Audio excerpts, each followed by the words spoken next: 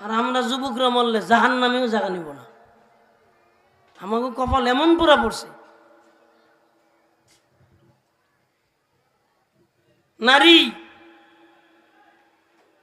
পুরুষের দিক তাকাইতেছে, জিনার গুনাহ করতেছে। শুনতে আইসাও হুজুরের দিক তাকাইয়া শোনা লাগে। অথচ আল্লাহ বলেন ওয়াকুল্লিল মুমিনাত, কেরাত করে ওঠে। তোরা একটু ঠিকঠাক করে দিস ছোট ভাইরা, তোরা একটু বুঝো না যে আওয়াজটা কেমন করে। ওয়াকুল্লিল মুমিনাত, জ্ঞান করে এটা ঠিক করে। ইয়াগুদুনা মিন আবসারিহিন্না, আল্লাহ বলে নারীরা আগে কইছে কুল্লিল মুমিনিন, হাবিব আপনি মোমেনদের জন্য বলে দেন ইয়াগুদ্দু মিন আবসারিহিম, নারী তাদের সামনে আসলে তারা যেন তাদের চক্ষুকে অবনত করে। উপরে না নিচে? সবাই একটু বলেন না। হ্যাঁ ঠিক।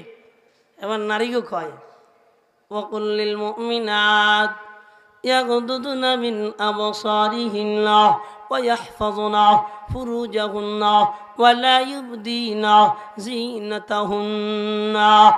ও নবী আমার, আপনি নারীদেরকে জানা দেন মৌলানা সামনে আইব, টেলিভিশনের মাধ্যমে বক্তা সামনে আইব, প্রজেক্টরের মাধ্যমে বক্তা সামনে আইব, মোবাইলের মাধ্যমে, এক কথায় পুরুষ সামনে যে কোনোভাবে আসুক না কেন, নারীর চোখের সামনে যখন পড়বে তখন নারী চক্ষু নিচে অবনত করে দিবে।